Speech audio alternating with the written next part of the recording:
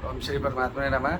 मैं प्रोफेसर हरिहृदय अवस्थी अपने परम पूज्य गुरु जी प्रातः स्मरणीय पंडित भगवत शरण शुक्ल, जो कि वेद मूर्ति हैं, तपोनिष्ठ, गीता, उपनिषद, पुराण और धर्मशास्त्र के विशेषज्ञ हैं, उनके साथ में आप सभी का अवस्थी से Ayurveda anatomy yoga and spirituality channel पर हार्दिक स्वागत करता हूँ। गुरु जी सांख्य दर्शन की सांख्य कारिका का सरल भाषा में हम लोग को उपदेश कर रहे हैं। आज नवी कारिका है, बहुत ही इम्पॉर्टेंट है परीक्षा की दृष्टि से भी और ज्ञान की दृष्टि से भी, जिसमें सत्कार्यवाद का उल्लेख है। तो बहुत ही सावधानी से हम लोग को ग्रहण करना है। तो हम लोग चलते हैं ज्ञान प्राप्त करने के लिए गुरु जी की ओर। नमोस्तनंताय सहस्रमूर्तये सहस्रपादाक्ष शिशिरोरुबाहवे सहस्रनाम्ने पुरुषाय शाश्वते सहस्रकोटियुगधारिणे नमः। कृष्णाय वासुदेवाय हरिये परमात्मने प्रणतक्लेशनाशाय गोविंदाय नमो नमः। इस चैनल से संबद्ध सभी विद्वद्गण, सभी जिज्ञासु छात्रवृंद, सहृदय सज्जनगण एवं इस चैनल के संस्थापक तथा प्रवर्तक आचार्य हरिहृदय अवस्थी जी, आप सभी का इस सांख्य शास्त्र के विचार सत्र पर स्वागत है। हम लोग आज नवमी कारिका के विषय पर चर्चा करेंगे, किंतु उसके अवतरण के रूप में आचार्य वाचस्पति मिश्र जी का विवेचन है, जो अत्यंत महत्वपूर्ण है, उस पर पहले चर्चा करते हैं। संसार की उत्पत्ति में प्रत्येक दार्शनिकों के अपने भिन्न भिन्न मत हैं कि संसार की उत्पत्ति कैसे हुई, जिसमें भारतीय दर्शनों का भी एक समुन्नत विचार है और पाश्चात्य दार्शनिकों ने भी अपने ढंग से विचार किया है। इनमें भारतीय दार्शनिकों का जो मत है वो निराधार न होकर किसी एक विज्ञान विशेष या तर्क विशेष को जो प्रामाणिक रूप में स्थित है उसके आधार पर वो पूरा विवेचन है, जिसका संक्षेप में उल्लेख आचार्य वाचस्पति मिश्र सांख्य कारिका के व्याख्यान रूप इस सांख्य तत्व कौमुदी ग्रंथ में करते हैं, जिसमें सर्वप्रथम नैयायिकों का मत है। वो कहते हैं कि पहला मत जो है कार्यात् कारण मात्रम गम्यते, ये मुख्य रूप से पहले कहते हैं।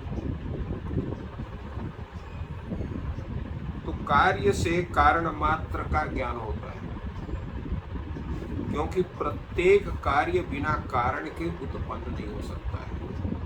तो हम कार्य देखते हैं, जैसे घट रूप कार्य है, उस घट रूप कार्य को बनाने वाला कोई कुलाल आदि शिल्पी है जिसने इस घट का निर्माण किया।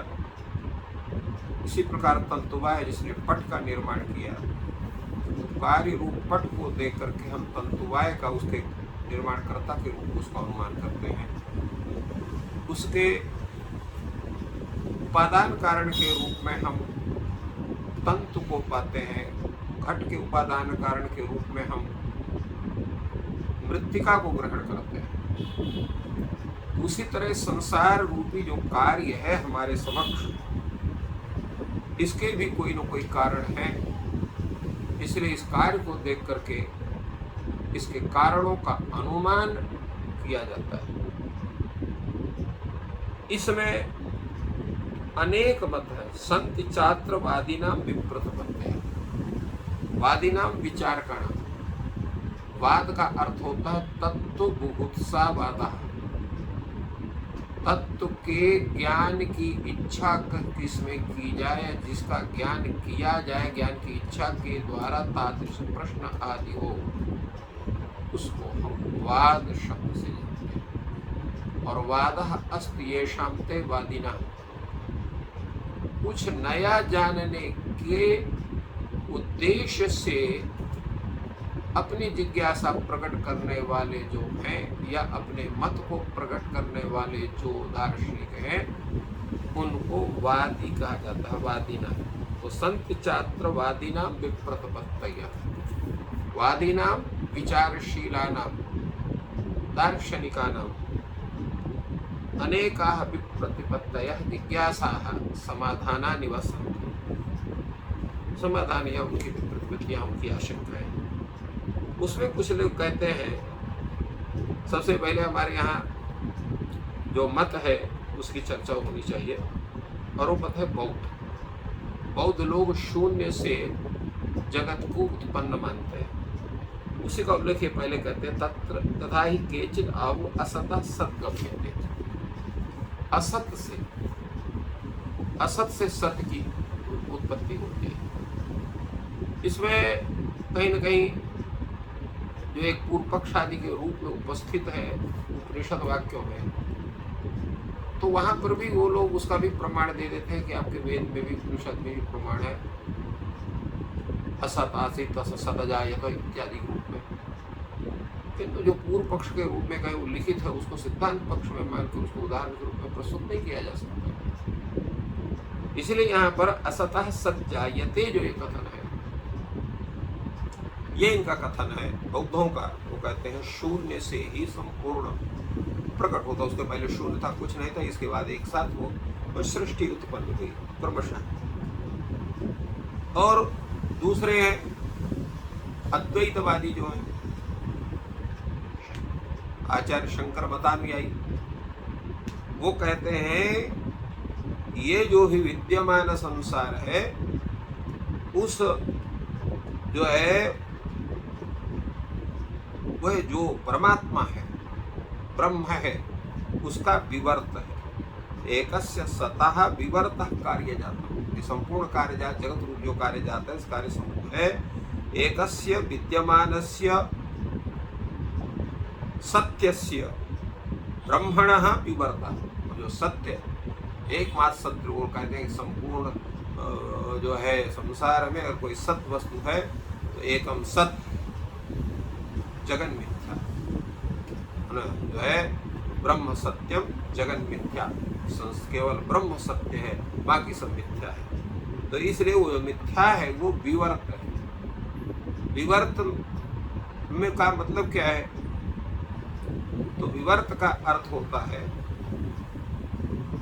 जो वस्तु है उसका तत्वतः जो अन्यथा अवभास, वैसे इसका जो अर्थ करते हैं लोग, क्योंकि यहाँ पर तीन सत्ताएं मानते हैं जो अद्वैत सिद्धांतवादी हैं। एक जो है वो पारमार्थिकी सत्ता, एक प्रातिनिधिकी सत्ता, एक प्रातिभासिकी सत्ता।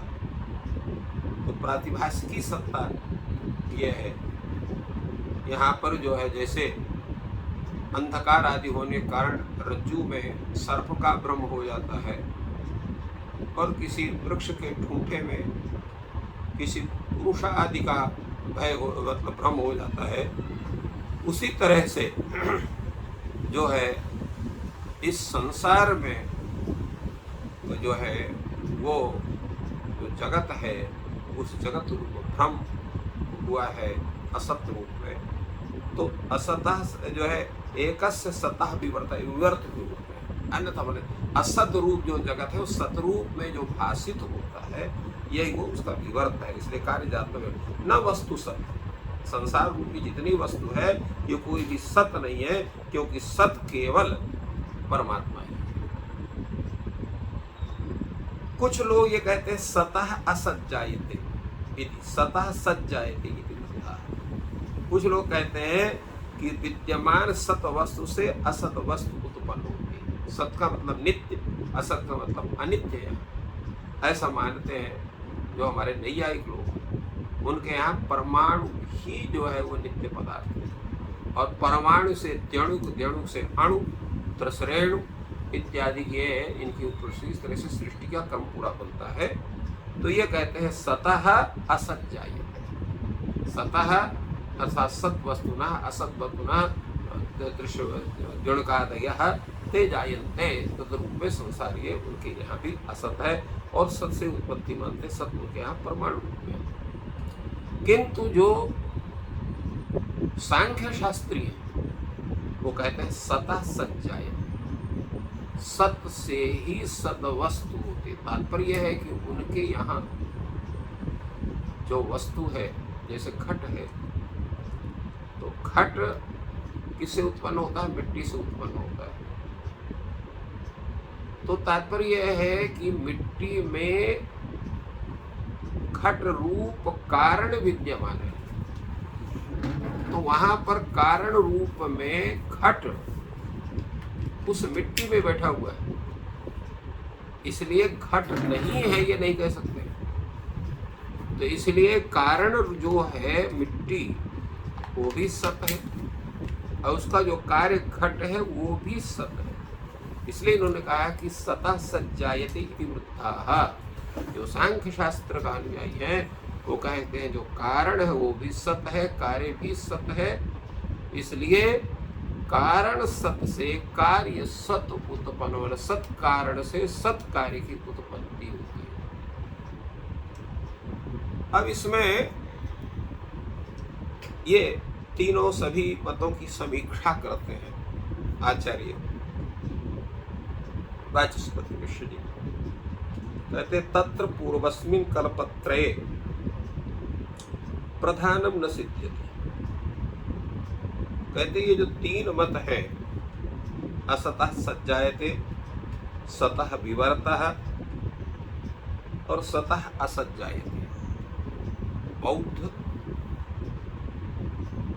और जो है अद्वैती और नैयायिक, इन तीनों के मत में जो प्रधान है, जगत का कारण प्रधान अर्थात प्रकृति, उसकी सिद्धि नहीं हो सकती है। क्यों नहीं हो सकती है? कि जो जगत है कैसा है? सुख दुख मोह भेदवत स्वरूप परिणाम शब्दाध्यात्मकम ही जगत। इस जगत में क्या है? सुख भी है, दुख भी है, मोह भी है, भेद भी है। तो इनका स्वरूप परिणाम शब्दाध्यात्मक, शब्द स्वरूप स्कंधात्मक, यह जो संपूर्ण जगत है, उस जगत का कारण ऐसा होना चाहिए जिसमें उसके कारण विद्यमान हो। ऐसा कौन है? प्रकृति है। प्रकृति कैसी है वो? तो सत्व रजस तमस स्वभाववत्वम अवगमयति, त्रिगुणात्मिका प्रकृति है। तो सत्व का फल क्या है? सुख।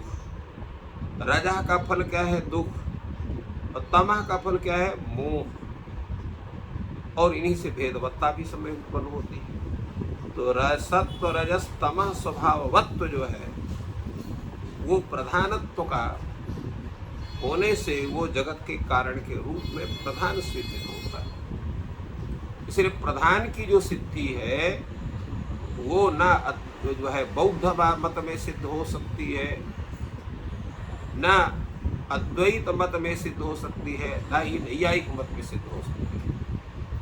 इसलिए हमें सांख्य शास्त्र का जो सिद्धांत है उसके आधार पर हमें परिचर्चा करनी पड़ेगी, जो पूर्ण रूप से वैज्ञानिक है और साथ साथ तर्क सिद्ध भी है। इस पर विचार कर रहे हैं। यदि पुनः असतः सज्जायेत असत निरूपाख्यम कारणम सुखादि रूप शब्दात्यात्म कथम से। अगर शून्य से संपूर्ण सृष्टि है तो असद रूप में जो निरूपणीय जो कारण है सुखादि शब्दात्मक, उनका ज्ञान कहाँ से होगा? ऐसे मिट्टी में गंध है तो वो गंध आपको घट में भी प्रतीत होगी, क्योंकि कारण में वो गुण रहते हैं जो कार्य में दिखाई पड़ते हैं। जैसे कोई वस्तु है,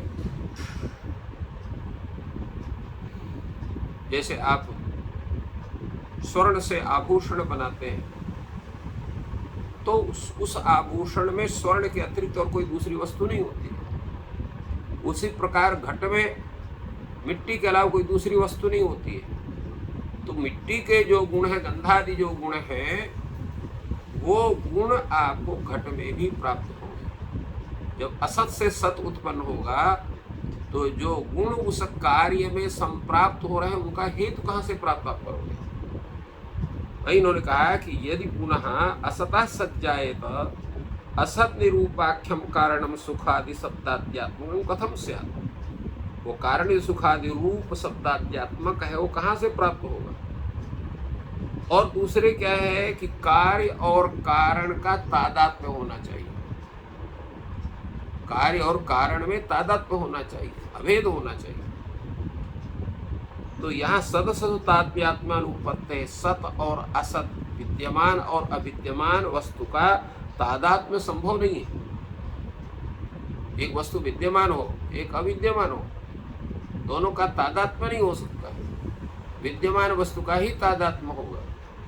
अगर असत से सत उत्पन्न होता है तो दोनों का तादात्म्य नहीं बन सकता है, इसलिए कार्यकारण भाव भी नहीं बनेगा। अथ एक सतः विवरता शब्दादि प्रपंच तथापि सतः सज्जायेत इति न स्यात्। इसी प्रकार अगर सब विद्यमान जो परमात्मा तत्व है, ब्रह्म तत्व है, उसका विभक्त ये शब्दादि प्रपंच है, अगर ऐसा मानते हो, फिर भी यहाँ पर सत से सत ही उत्पन्न होगा, ऐसा आप नहीं कह सकते। तथापि सतः सज्जायेत इति न स्यात्। सत से सत कारण से सत कार्य की उत्पत्ति होती है, आपके सिद्धांत में नहीं हो सकता है। क्यों? नहीं च अस्य अद्वय से प्रपंचात्मकत्व, क्योंकि जो अद्वय ब्रह्म है वो प्रपंचात्मक नहीं है, अपितु अप्रपंचस्य प्रपंचात्मकतया प्रतीतिर भ्रम एव। वो अप्रपंच की प्रपंचात्मकतया जो प्रतीति है उसका भ्रम होता है इसमें। तो इस तरह से येषामपि कणभक्ष अक्षचरणादीनाम सतः एव करणात् असतः जन्म। इसी प्रकार जो कणभक्ष, कणभक्ष का अर्थ होता है जो है वो जो है कणाद का जो शास्त्र है, वैशेषिक शास्त्र, और अक्षचरण, अक्षचरण का अर्थ होता है गौतम, अर्थात गौतम का सिद्धांत, न्याय सिद्धांत। तो वैशेषिक सिद्धांत और नैयायिक सिद्धांत, इन दोनों में जहाँ सत से, सत कारण से असत कार्य का जो जन्म मानते हैं, उनके मत में भी सत और असत इन दोनों का तादात्म्य न होने के कारण यहाँ पर भी ये कार्यात्मक कारण ये नहीं माने जा सकते हैं, क्योंकि ऐसा मानने पर जो प्रधान है, प्रकृति है, उसकी सिद्धि नहीं हो सकती है। इसलिए हमें, क्योंकि हम अर्थात सांख्य शास्त्री, हम जो है वो संसार का कारण के रूप में प्रकृति को स्वीकार करते हैं, तो प्रकृति की हमें सिद्धि करनी है। प्रकृति सत है और उसे उत्पन्न होने वाले जो कार्य है वो भी सत है। उसको सिद्ध करने के लिए हम यहाँ पर तर्क प्रस्तुत करें। अतः प्रधान सिद्ध्यर्थम प्रथमम तावत सत कार्यम प्रतिजानीते। तो इसलिए प्रधान अर्थात प्रकृति की सिद्धि के लिए सबसे पहले हमको प्रतिज्ञा करनी होती है। हम क्या प्रतिज्ञा करते हैं? कार्यम सत इति प्रतिजानीते। जो भी कार्य है वो सत है, असत नहीं है, इसकी हम ऐसी प्रतिज्ञा करते हैं। अब यहाँ पर कार्य हो गया पक्ष, सत हो गया यहाँ पर साध्य, और हेतु यहाँ पर अनेक हैं जिनकी चर्चा हम लोग कल करेंगे। तो इस प्रकार गुरु जी ने सत्कार्यवाद की एक तरीके से भूमिका और विभिन्न जो आचार्य हैं उनके मत से रखा कि बौद्ध क्या कह रहे हैं, न्यायिक क्या कह रहे हैं। अब आगे चर्चा होगी और ज्ञान की प्राप्ति होगी। आपका दिन शुभ हो, ईश्वर आपकी सहायता करें। धन्यवाद।